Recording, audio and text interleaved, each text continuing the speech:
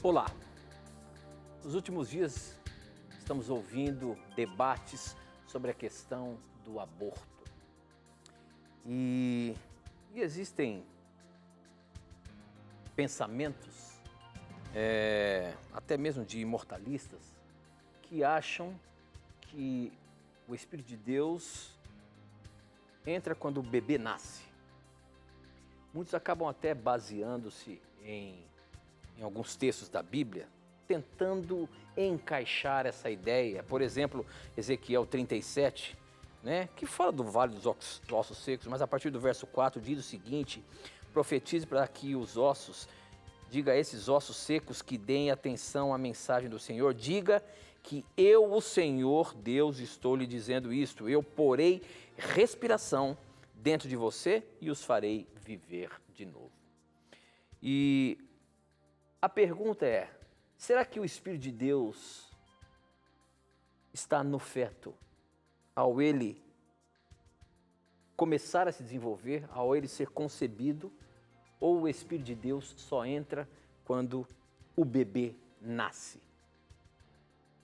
E para fora do corpo da mãe respira.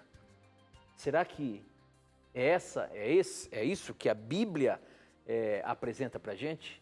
Por que duvidam ou por que existem essas teses de que o Espírito de Deus entra quando a criança nasce? Afinal de contas, o que a Bíblia nos apresenta? É no ventre que o Espírito de Deus está com aquele ser ou é quando nasce? Esta e outras questões você vai acompanhar agora, pois está no ar, na mira da verdade.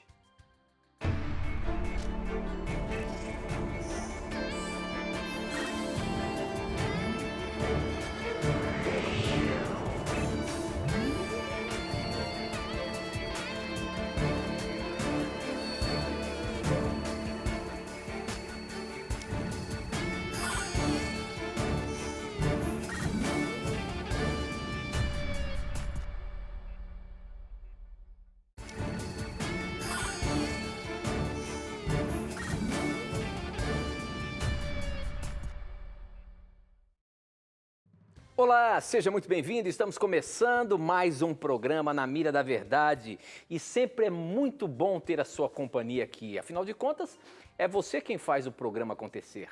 São as suas dúvidas, as suas perguntas, os seus questionamentos que fazem todos nós gastarmos este momento aqui para juntos estudarmos a Palavra de Deus. Você que está assistindo a gente, obrigado pela sua participação. Você que está chegando aí pela primeira vez, este é um programa de perguntas e respostas bíblicas. Estamos ao vivo aqui e queremos, junto com você, aprender mais da Palavra de Deus. E eu sou apenas aqui o seu advogado, hein? Eu vou interceder por você com as perguntas que vão chegando aqui para mim e eu vou colocar na mira. Quem está ali para responder ou dar a sua resposta baseando-se na Palavra de Deus é ele, professor Leandro Quadros. E aí, professor, animado? Como sempre, graças a Deus, contente por estarmos aqui com o nosso telespectador, nossa telespectadora, e esperamos que mais uma vez o programa seja usado por Deus para dar a você uma resposta bíblica que você precisa para tirar uma dúvida ou uma resposta para resolver um problema pessoal. A Bíblia é uma grande fonte de sabedoria e você pode ter certeza que ela possui sempre as melhores respostas para aquilo que precisamos. Esperamos que as suas perguntas sejam enviadas para que tenhamos a oportunidade de ajudar você a responder as suas dúvidas à luz do texto bíblico. Bom, professor, nós abrimos o programa falando dessa questão do aborto. Você sabe que aí nos últimos dias, estão se falando sobre isso. Teve algo lá nos Estados Unidos que teve um embate e foi decidido alguma coisa. Mas o que é interessante, professor, é que chegam para a gente de forma assim, não sei se é especulando, ou se de fato está querendo saber como é que é, ou muitas vezes estão querendo mostrar até mesmo textos bíblicos para comprovar algo. Olha só a pergunta que nós abrimos o programa que foi feita para a gente aqui. Quando o ser humano ou feto recebe o Espírito de Deus, na primeira respiração quando nasce? E aí citou até mesmo Ezequiel 37, verso 5 e 6, que eu li aqui no início, né? Li a partir do verso 4, mas ali no verso 5 diz que Deus colocou o fôlego de vida naqueles ossos, né? Começou a formar os tendões e naquele momento então começou a viver novamente. E a pergunta é essa, professor: o Espírito de Deus no ser humano está lá no feto, lá dentro com a mãe, ou apenas a partir do momento do nascimento? Seria a coisa mais absurda nós pensarmos que o fôlego de vida ou Espírito de Deus estivesse numa criança apenas a partir do seu nascimento. Por que seria a coisa mais absurda? Porque a criança, ela já se alimenta, ela já respira dentro do ventre da mãe. Então, se o camarada não souber disso, pelo amor de Deus, né? A criança, ela já sente coisas, ela sente o que a mãe sente dentro da barriga da mãe. Há casos, por exemplo, em que um feto pode morrer porque o cordão umbilical, por ocasião do parto ou até antes, se enrolou no pescoço, a criança sufocou e não pôde respirar. A criança já respira antes, meu camarada.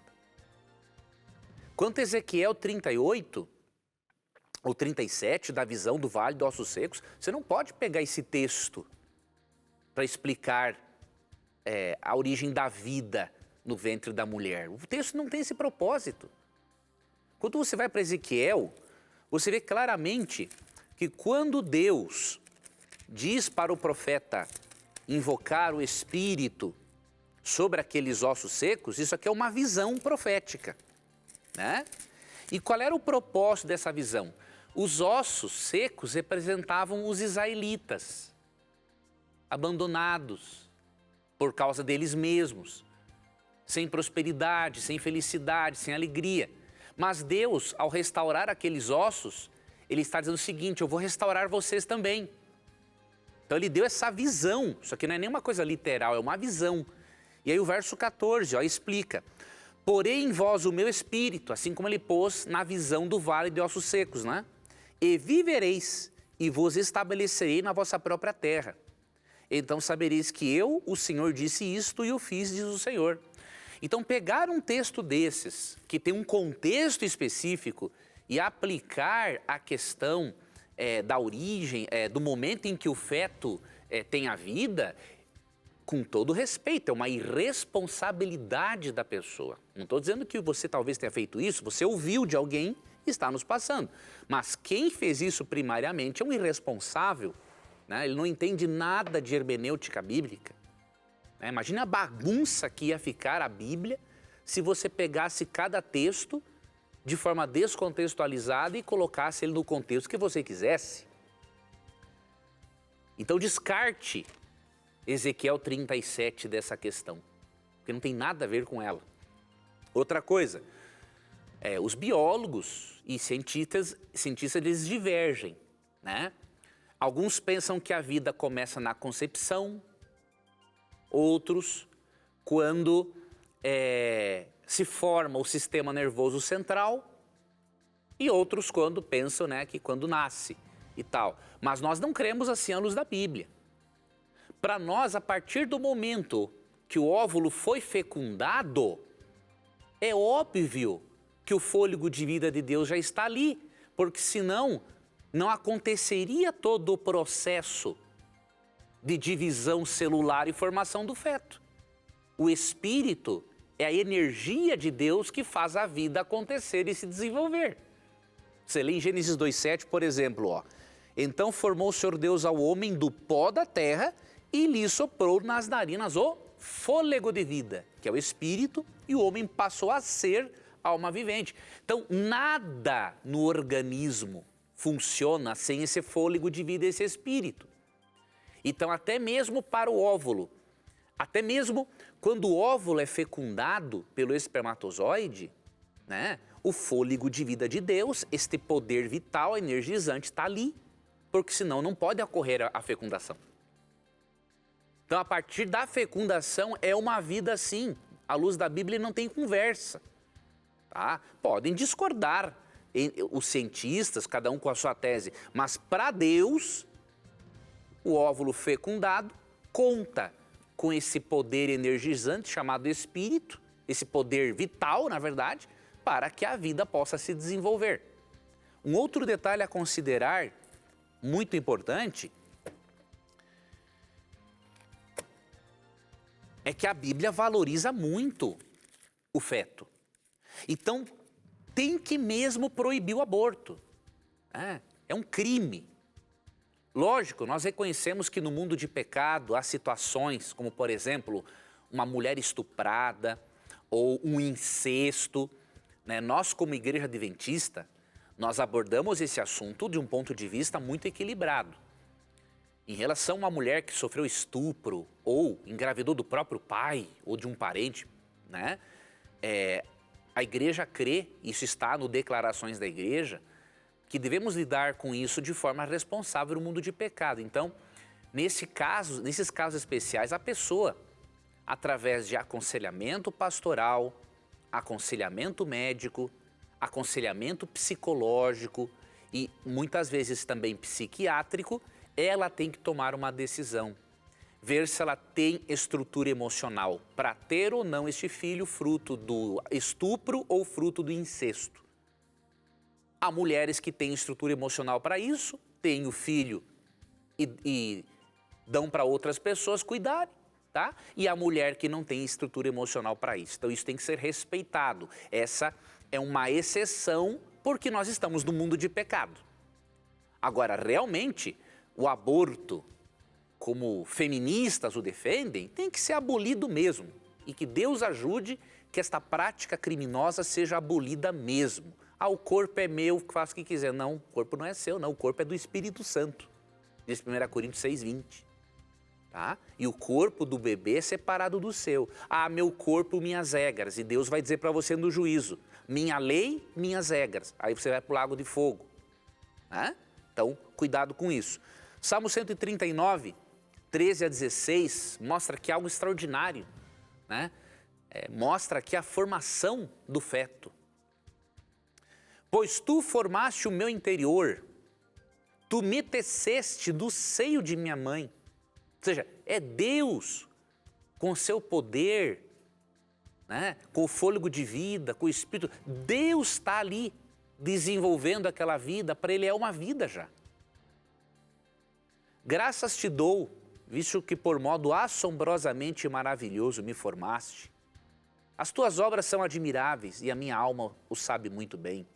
Os meus ossos não te foram encobertos, quando no oculto fui formado e entretecido como nas profundezas da terra. Veja, os Salmos, escritos há cerca de 3.000 anos antes de Cristo, ou seja, os Salmos são muito antigos, escritos há cerca de 3.000 anos, ele já fala algo do processo de embriologia, de uma forma poética, mas fala algo do processo de embriologia, Para eles, olha que interessante, ele já sabia que até os ossos são formados no ventre da mãe. E verso 16, os teus olhos me viram a substância ainda informe. Ou seja, quando ele estava no processo inicial de formação, quando ele não estava ainda bem formado, Deus já via ele. Sabe o que isso significa? Que Deus mantém uma relação próxima com o feto. E quer ver aqui um outro texto para finalizar? Jeremias 1,5. Dá uma olhada nesse texto. Antes que eu te formasse no ventre materno. É Deus quem forma. Ele deixou o seu poder, o espírito, o fôlego de vida, essa energia que está no corpo da mãe e no corpo do pai, obviamente, também vai. No momento da fecundação do óvulo para esse ser. Só que Deus, antes que eu te formasse no ventre materno, eu te conheci. E antes que saísses da madre, te consagrei e te constituí profeta às nações. Amigos, esse texto é muito sério. Ele mostra que até mesmo antes da concepção, ou melhor, até mesmo antes da fecundação do óvulo, Deus já conhece a pessoa. Ou seja, Deus mantém uma relação muito íntima com o feto.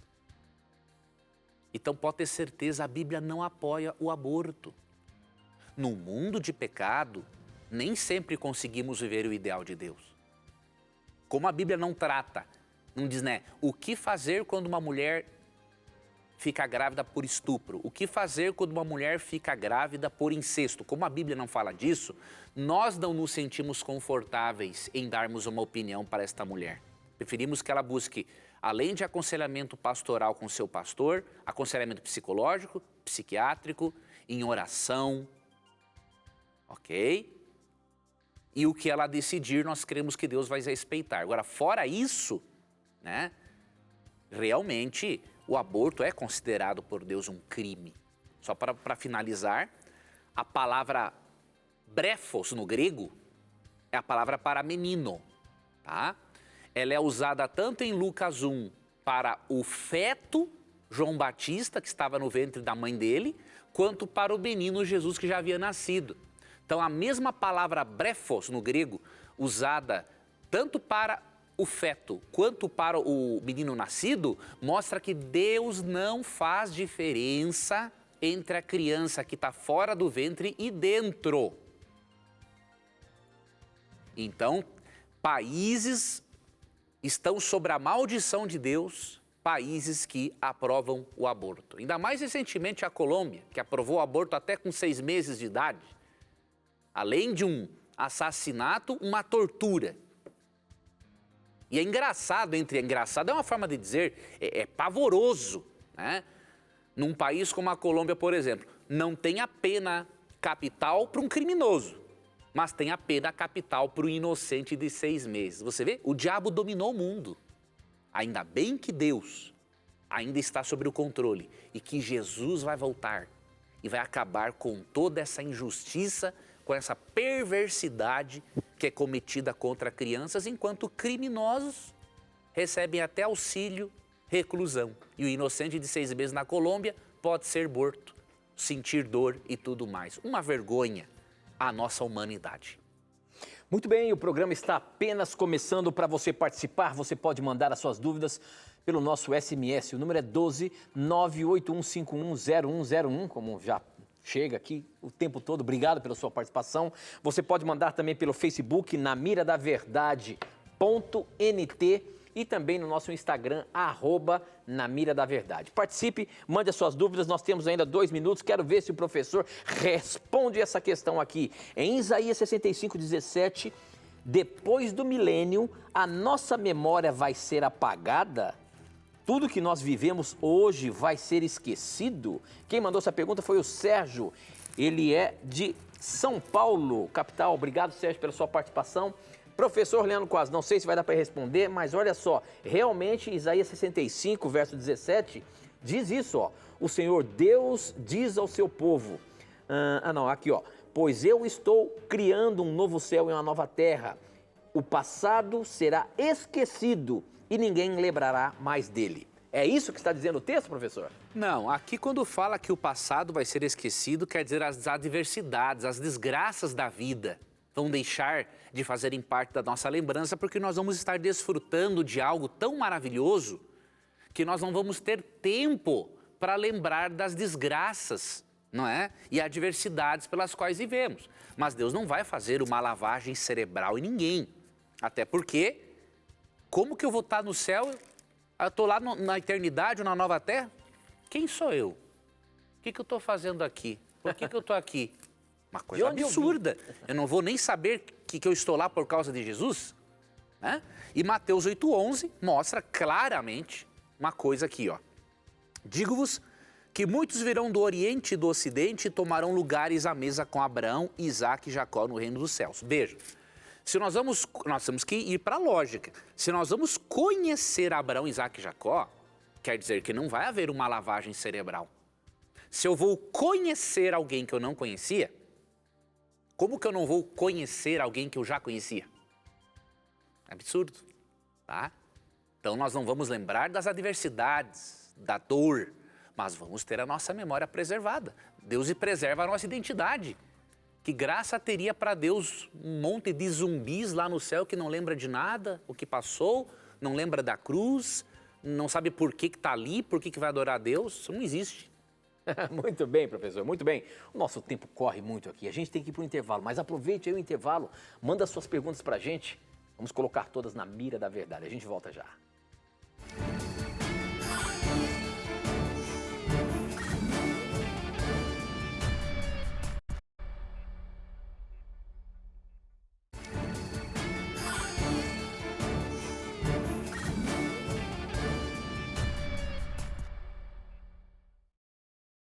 Já estamos de volta ao vivo, é muito bom ter a sua companhia aqui e eu já coloco perguntas na mira da verdade. Eu tenho uma pergunta aqui interessante que chegou pelo nosso Facebook, deixa eu pegar aqui, ela sumiu agora que essas perguntas começam a chegar. Vamos ver onde é que está aqui. Olha aqui, ó, quem mandou foi o Vando Bispo, olha só a questão do Vando. O Vando é pastor Vando. A pergunta dele é a seguinte: a paz do Senhor Jesus, sou grato a Deus pela vida de vocês. Muito obrigado, pastor.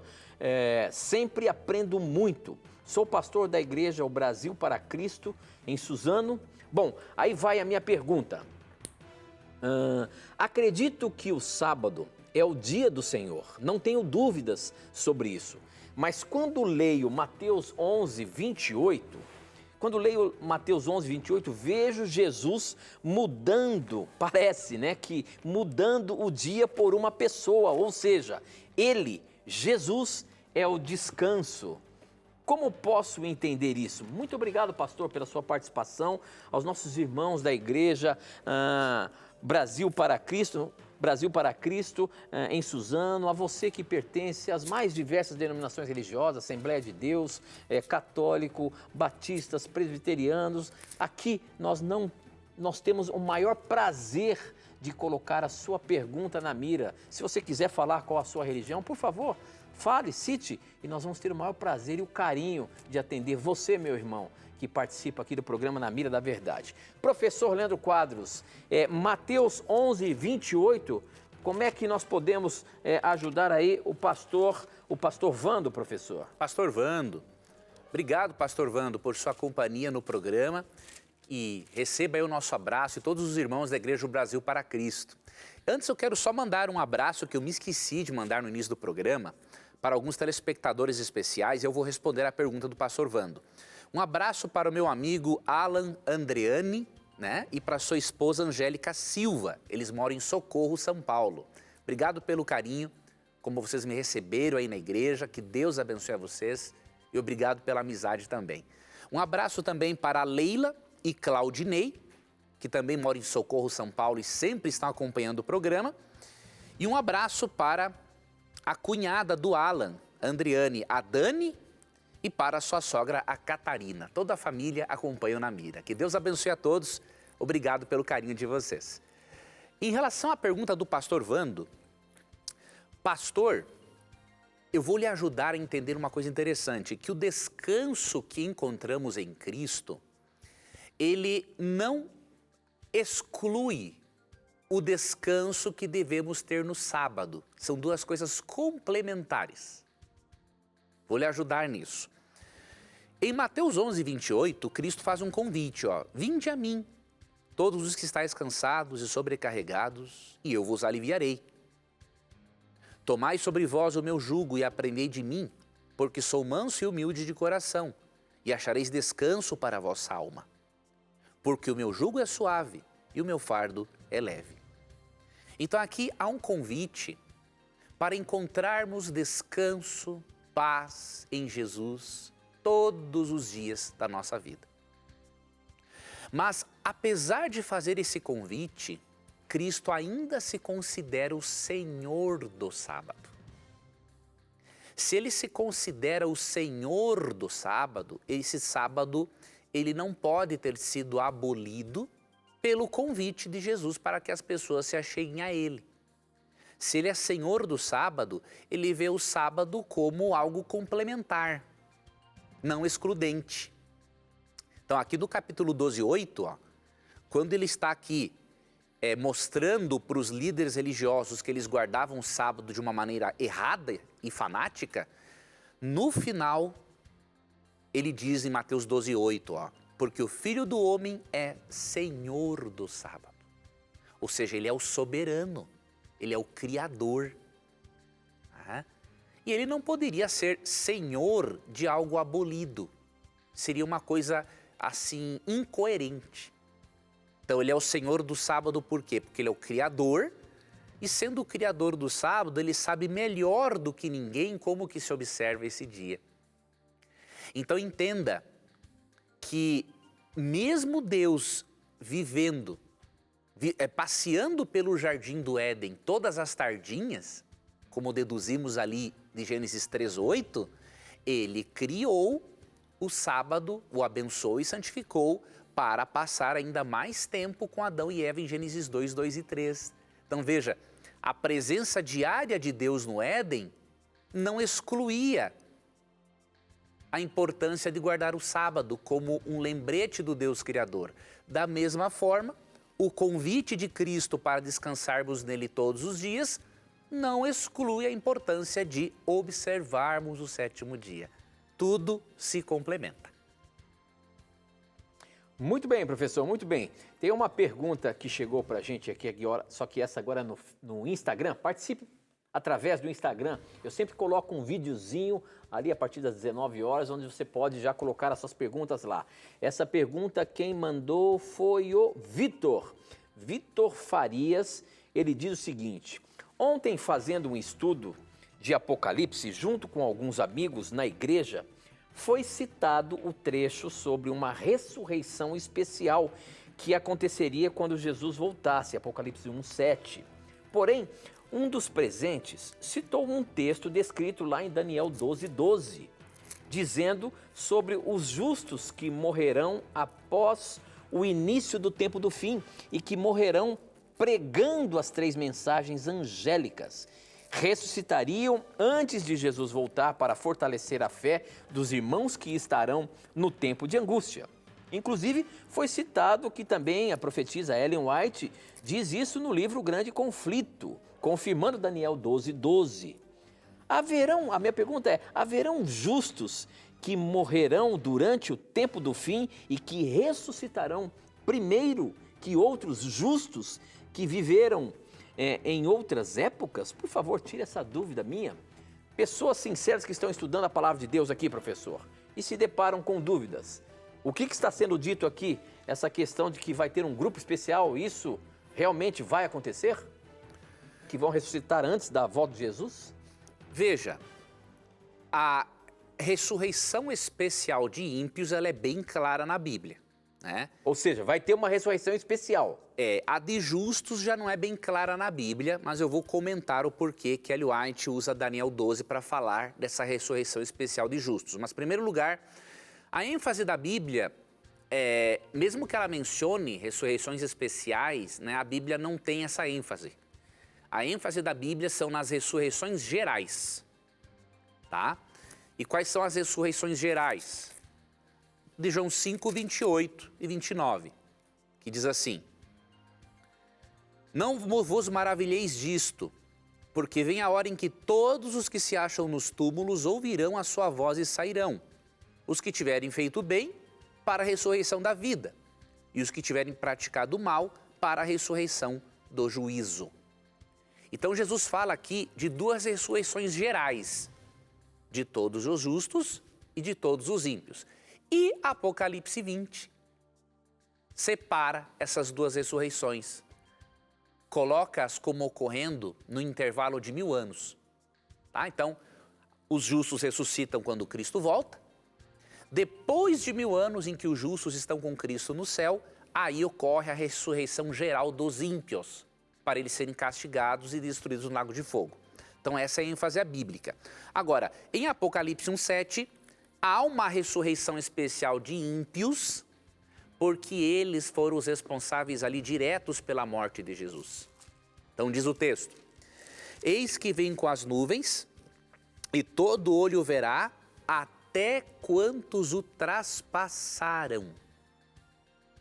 Veja, para que as pessoas que traspassaram Jesus possam ver a Jesus, elas têm que ter sido ressuscitadas. Então, esta aqui é uma ressurreição especial de ímpios. Ou seja, aqueles responsáveis diretos, inclusive fariseus, saduceus, aqueles responsáveis diretos pela morte de Cristo na cruz, eles serão ressuscitados, né, para verem Jesus voltando. Então veja aqui que drama que vai ser para eles. E aí, com base em Daniel 12, Ellen White comenta que, já que vai haver uma ressurreição especial de um grupo pequeno de ímpios para ver Jesus voltar, ela comenta que Daniel 12 também pode ensinar que haverá uma ressurreição especial de justos, que foram muito fiéis a Deus na pregação do Evangelho e que, portanto, ressuscitarão para ver Jesus voltar. Mas são justos do passado, né? Ela fala justos que morreram crendo na terceira mensagem angélica de Apocalipse 14, 6 a 12. Só para explicar para o nosso internauta, para o nosso telespectador, telespectadora, 3 mensagens angélicas são, na verdade, 3 mensagens de Deus dadas por meio de anjos, por isso que são chamadas de angélicas. Mas, na verdade, essas 3 mensagens, elas são 3 recados urgentes de Deus para a humanidade, recados que Ele dá para a humanidade no contexto do Evangelho de Jesus Cristo, para que a humanidade não aceite o sinal da autoridade da besta. Então, essas são as 3 mensagens, estão em Apocalipse 14, 6 a 12. Ellen White comenta que as pessoas, lá da época dela, que passaram por um grande desapontamento por Cristo não ter vindo em 1844, mas que morreram crendo na volta de Jesus, morreram crendo nessas 3 mensagens e na importância delas, este grupo também será ressuscitado para ver Jesus voltar. Ela comenta isso com base em Daniel 12, 2. Muitos dos que dormem no pó da terra ressuscitarão, uns para a vida eterna e outros para a vergonha e horror eterno. Então ela aplica esse texto a esta ressurreição especial de justos. Mas a Bíblia, ela não é direta em mencionar essa ressurreição especial de justos. Mas, de forma indireta, podemos deduzir, né? Não só pelo comentário de Ellen White, mas porque Deus, em outro momento, ressuscitou Moisés, né, para levá-lo para o céu. Aquele grupo de Mateus 27, 52 e 53 que ressuscitou com Cristo também foi para o céu, de acordo com Efésios 4, 8 e 9. Então, existe essa possibilidade, né, realmente. Né? O comentário de Ellen White não é nenhuma heresia, né? Só demonstrando o quê? Que se vai haver uma ressurreição especial de ímpios para ver Jesus voltar, então vai haver também uma ressurreição especial de justos. Muito bem, eu tenho desafiado o professor aqui para ele dar uma resposta em 2 minutos, e essa vai ser agora. Nós temos 3 minutinhos para acabar o programa, mas ele vai ter 2 minutos para responder a próxima pergunta a partir do momento que eu a fizer a ele. Olha só, professor, segura aí, em 2 minutos você vai ter que responder. Quem mandou foi o Lucas Filho, ele é de Tabira, Pernambuco, sou católico romano, e a pergunta é, se a salvação é pela fé e não pelas obras, Efésios 2, 8 e 9, por que está escrito em Provérbios 24, 12, que Deus retribuirá o homem pelas suas obras? Obrigado pelo programa abençoado, assisto sempre que posso, um grande abraço. Obrigado a você, Lucas, obrigado pela sua participação. 2 minutos, coloca o cronômetro aí, valendo, professor. Muito boa essa pergunta, meu irmão. Vou lhe ajudar a entender isso. Vamos ler aqui um texto que se encontra em Romanos 16, 26, ó. E que agora se tornou manifesto e foi dado a conhecer por meio das escrituras proféticas, segundo o mandamento do Deus eterno, para a obediência por fé entre todas as nações. Aqui é uma expressão que é obediência por fé. O que isso significa? Que as obras, elas são o resultado de uma fé operante. Diríamos assim, as obras são a materialização da sua fé. Então é por isso que a salvação é pela graça, não é pelas obras. Mas aquele que aceita a graça, ele vai ter fé em Deus. E esta fé manifesta, é materializada por meio de obras. Por isso que Paulo usa essa expressão, ó, obediência por fé. Ou seja, a obediência não é o meio de salvação, mas é o resultado do processo de santificação, é o resultado de uma vida de fé em Deus. Então as obras são, diríamos, o termômetro da fé. Mostram se a sua fé é operante e verdadeira ou se a fé não é operante e verdadeira. Rapaz, mas deu 1 minuto e 30, muito bem, esse é um desafio que eu tenho colocado com ele aqui, e é legal da gente ver como o tempo aí ele consegue condensar a resposta e dar a resposta para você. Nós temos um intervalo para chamar agora, obrigado pela sua participação, obrigado a você, Leandro, por conseguir responder aí em 2 minutos, no próximo bloco vai ter mais, hein? Não sai daí não, a gente volta já já.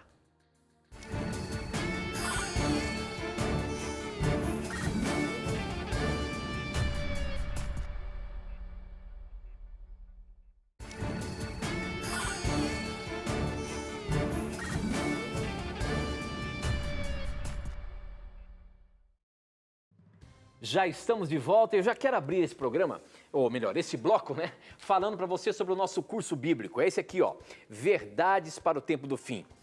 Eu queria dizer que você pode estudar com a gente. O que a gente faz aqui é um convite para você. E olha só o que eu vou falar. Você vai receber essa revista sem você pagar nada. Nós vamos mandar para você gratuitamente essa revista para você estudar junto com a gente. Verdades para o Tempo do Fim, você tem 2 formas que você pode pedi-la gratuitamente. Se você quiser pedir ela agora, você acessa o nosso blog, novotempo.com/na mira da verdade, e você vai ter essa revista aqui. Você vai ver na barra de rolagem ali do site, você vai chegar à imagem dessa revista. Aí você clica lá e você vai fazer o seu cadastro para que ela possa chegar aí na sua casa, tá bom? Se você quiser, você pode fazer isso agora. Acesse novotempo.com/na mira da verdade. Agora, se você preferir, no horário comercial, você também pode pedir para a gente. É gratuito, você não paga nada, você não vai pagar nem sequer o envio do correio. Vai chegar aí na sua casa direitinho, sem você pagar nada. Peça agora mesmo, para pedir no horário comercial, o nosso telefone é 0 operadora 12 2127 3121, tá bom? Peça, é gratuito e é muito bom, principalmente para o tempo que nós estamos vivendo. Este é um estudo direcionado para esse momento, o tempo do fim. Peça agora mesmo. Professor, chegou uma pergunta aqui no nosso SMS, bem interessante. Deixa eu ver se tem o nome da pessoa. Lilian, ela é do Rio Grande do Sul. E olha só o que ela pergunta. Olha, ela mandou várias aqui, hein? Já mudou a sua pergunta aqui, hein, Lilian? Pois então, vou colocar essa aqui mesmo.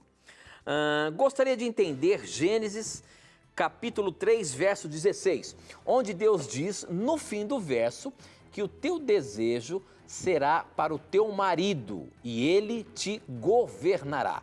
Isso pode ser interpretado do ponto de vista literal ou contextual. A mulher foi criada por Deus diferente do homem em uma posição inferior? É isso? Vamos ler aqui o texto que ela está citando, Gênesis 3, verso 16, que diz o seguinte: para a mulher Deus disse, vou aumentar o seu sofrimento na gravidez e com muita dor você dará à luz a filhos. Apesar disso, você terá desejo de estar com seu marido e ele a dominará. Aí, por causa disso, então entra a dúvida, né? Será que a mulher foi criada para ter uma posição inferior? E se ela quer saber se isso tem a ver com ser literal ou contextual que Jesus escreveu isso aqui, que Deus escreveu isso aqui? Não, isso aqui é tanto contextual quanto literal, é as duas coisas. Mas só que tem que analisar o detalhe. Isso aqui é Deus falando qual seria a consequência por eles terem pecado. Esse texto não fala da criação de Adão e Eva. A criação de Adão e Eva está nos capítulos 1 e 2. Né? E quando você vai para os capítulos 1 e 2, por exemplo, em Gênesis 1, 27, o que diz aqui o texto? Criou Deus, pois o homem à sua imagem, a imagem de Deus o criou, homem e mulher os criou. Então Deus criou homem e mulher como iguais, nenhuma diferença essencial entre eles.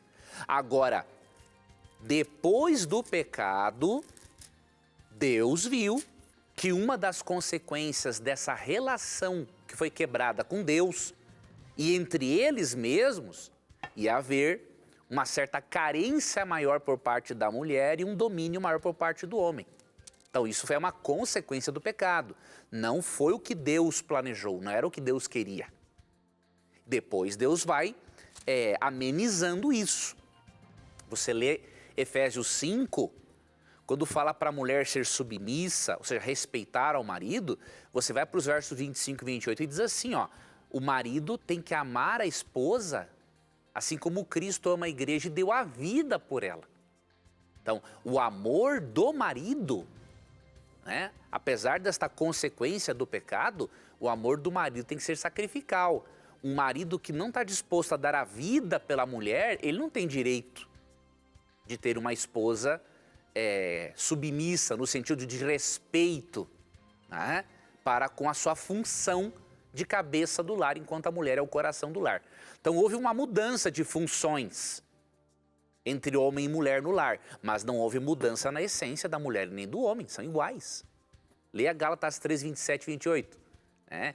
Em Cristo não há judeu, não há grego, não há livre, não há escravo, não há homem, não há mulher. O que ele quer dizer com isso? Que a cruz iguala a todos. Tá? E Gênesis 3, portanto, só menciona uma consequência do pecado e não o plano de Deus que está ali nos capítulos 1 e 2.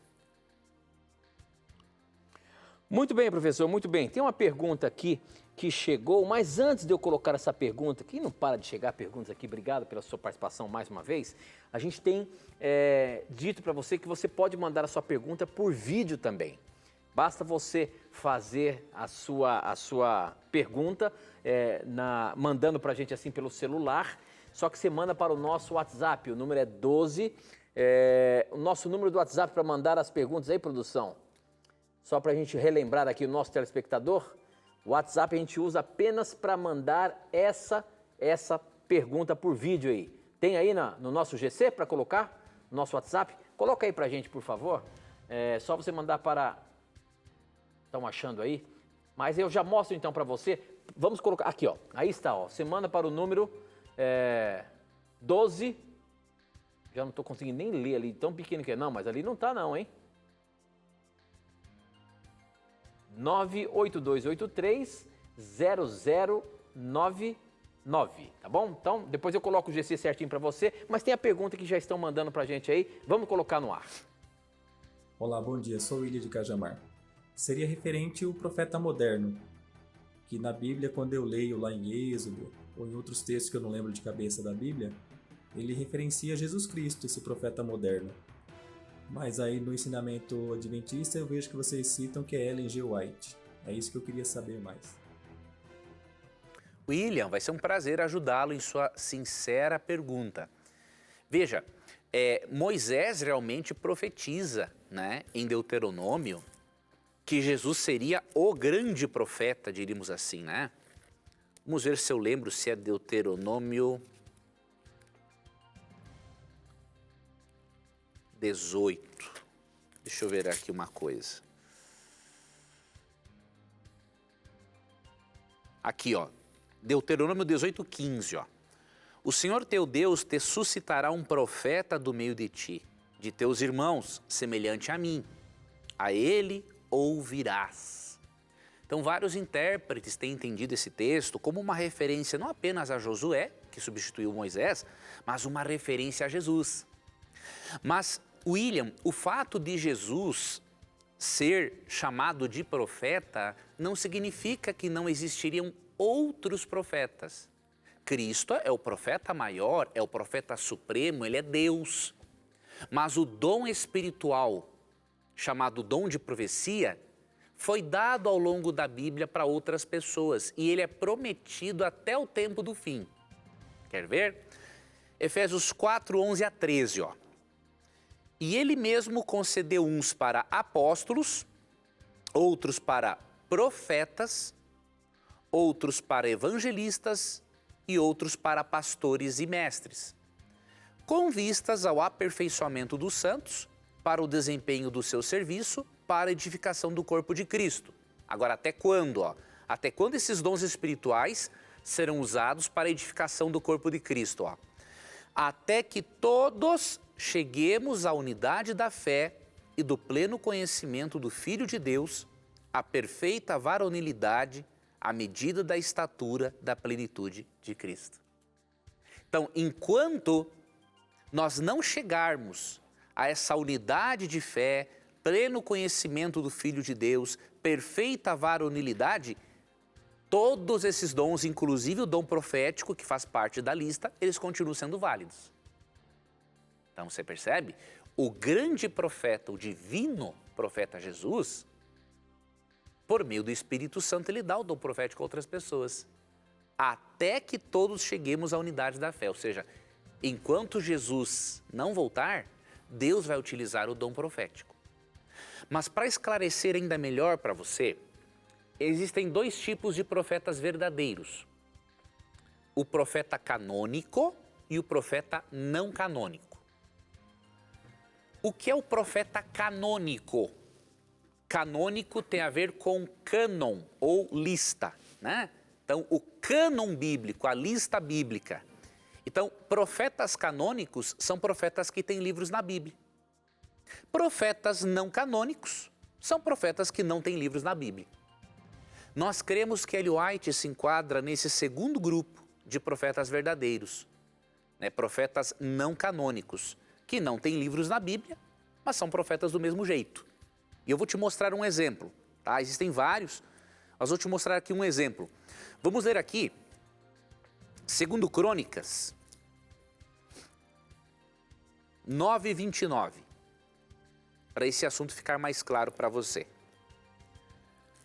Diz assim, vou ler aqui na nova versão transformadora agora. Os demais acontecimentos do reinado de Salomão, do início ao fim, estão anotados no registro do profeta Natã, na profecia de Aías, de Siló, e nas visões do vidente Ido, acerca de Jeroboão, filho de Nebate. Você percebe aqui existem 3 profetas, Natã, Aías e Ido. E qual deles tem livros na Bíblia? Nenhum deles. Nenhum deles tem livros na Bíblia. Então, eles são profetas não canônicos. Ellen White se enquadra neste grupo de profetas não canônicos. Tá? E um detalhe, um profeta não canônico, ele jamais pode contradizer um profeta canônico. Se ele fizer isso, ele é falso profeta. Porque o Espírito Santo, que é o responsável pelo dom profético, tanto para o profeta canônico quanto para o profeta não canônico, o Espírito Santo não se contradiz. Ele é Deus, ele é perfeito. Então, se surgir um profeta não canônico que contradiga a palavra ou queira completar a Bíblia alegando que o evangelho foi deturpado ou que tem que ter um outro evangelho ou coisa parecida, é falso profeta, tá? Então, espero que tenha ficado mais claro para você. Recomendo, leia um livro de Ellen White. Leia, por exemplo, o livro O Caminho a Cristo, O Desejado de Todas as Nações. Você vai perceber que mesmo ela não tendo completado o primário, ela teve de ter sido usada por Deus para escrever livros tão preciosos e que trazem ao nosso coração um desejo maior ainda de nos aproximarmos de Deus e da Bíblia. Muito bem, professor. Eu tenho uma questão aqui, eu tenho pouco tempo de programa, mas vamos ver se você consegue responder aí em 1 minuto e meio, no máximo 2. Olha só, gostaria de tirar uma dúvida. A minha dúvida é sobre o dízimo. Eu queria saber se o dízimo é válido no Novo Testamento. Meu nome é Leonardo, moro em Joinville. Acho o professor muito sábio para dar as respostas. E aí, professor, a gente consegue mostrar o dízimo no Novo Testamento? Consegue sim. Obrigado, meu querido irmão, pelo seu carinho, tá? Pela sua confiança. Eu vou ler para você um texto. Tem outros textos, tá? Mas por causa do tempo, eu vou mencionar para você um de Jesus Cristo, que está em Mateus 23:23. Aqui Jesus condena a hipocrisia dos fariseus, mas ele não condena o ato deles dizimarem, ele aprova. Tá? Então, quer ver uma coisa? Mateus 23, 23, diz assim, ó. Que aflição os espera, mestres da lei e fariseus, hipócritas? Tenham cuidado de dar o dízimo da hortelã, do endro e do cominho, mas negligenciam os aspectos mais importantes da lei, justiça, misericórdia e fé. Sim, vocês deviam fazer essas coisas, ou seja, dar o dízimo da hortelã, do endro e do cominho, mas sem descuidar das mais importantes, justiça, misericórdia e fé. Então Jesus, ao condenar a hipocrisia dos fariseus, ele aprova a prática do dízimo. Então isso aqui é bem claro, mostrando o quê? Que Cristo jamais iria contradizer o princípio de Malaquias 3, 8 a 10, de que não dizimar e não ofertar é roubar a Deus. Muito bem, professor, muito bem. Com essa nós encerramos o programa, agradecendo a você que participou, mandando as suas dúvidas. E a você, Leandro, obrigado pelas respostas baseando-se na palavra de Deus. A gente se encontra semana que vem. Pela graça de Deus, Deus te abençoe, Tito. Deus abençoe a você, telespectador, telespectadora. E nunca se esqueça que aqui neste programa, quando você tem a coragem de perguntar da Bíblia, tem a coragem de lhe responder. Um forte abraço. E aqui você já sabe, sempre as suas dúvidas, os seus questionamentos estarão na mira da verdade. Até o nosso próximo encontro. Tchau.